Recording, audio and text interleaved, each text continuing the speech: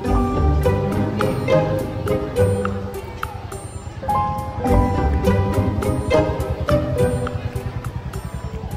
mga bata! Ako pala si Panda. Isang panda na mahilig sa kwento at syempre sa kawayan. Pero natin ngayon, hindi salang kwento. Ito ay pabula tungkol sa dalawang magkakaibang hayop. Isang mabagal na pagong at isang mabilis pero padalos-dalos na alimango. Pero hindi lang silang bida. May isa ring makulit na maya at matalinong kwago. Handang-handa na ba kayo? Tara, simulan na natin.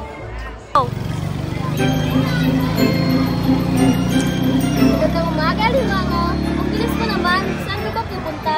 Siyempre, may pupuntahan ako. Hindi kaya mo, sobrang bagal. Kung ako lang masusunod, nasa kabilang pangpang na tayo. Mga mabilis ka, pero baka madapa ka rin. Ako may mabagal, pero nakikita ko ang daan ko sa harap. Ayan na, klase. Mabagal kontra mabilis. Mga bata, sa tingin nyo, sino kaya ang tama? Ang mabagal ba o ang mabilis? Aba, lagi na lang kayo nagtatalo. Kung ako sa inyo, lilipad na lang ako. Hindi mabilis, hindi mabagal, kundi sakto lang, diretsyo lang. Lesson number 1. Bawat isa ay may sariling galing. Hindi dapat magyabangan, kundi magtulungan. Hindi sa bilis o bagal nasusukat ang tagumpay, kundi sa tiyaga at pag-iisip. Ay, riddle na naman? Sagot? Anong mabagal pero palaging nakakarating? Tiyaga! Boom! Lesson number 2. Ang tiyaga ang tunay na puhunan.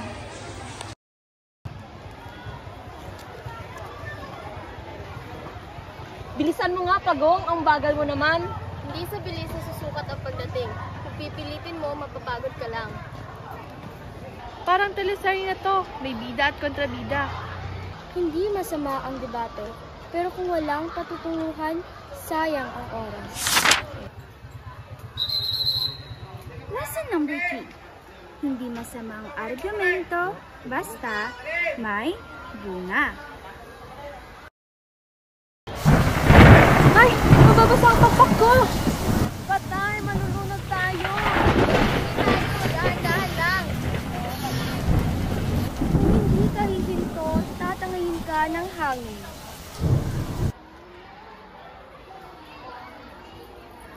Lesson number 4.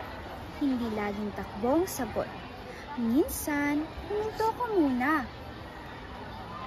Pasensya na kung hindi dahil kay Pagong nalunod na ako. Walang anuman, magtulungan tayo. Hindi lahat ng mabagal ay mahina at hindi lahat ng mabilis ay malakas. Lesson number 5.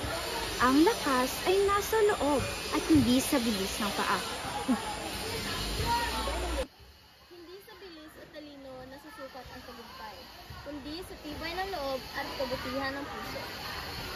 Akala ko palagi akong tama, pero panalo ang marunong makinig at magmahal. Kaya't mga bata, laging tandaan na hindi mo kailangang maging pinakamabilis para makarating. At hindi mo rin kailangang maging pinakamalakas para maging bayani. Ang kailangan mo lang ay ang puso at ang tapang na magpatuloy. Parang ito, kawayan, matigas sa labas, malambot sa loob.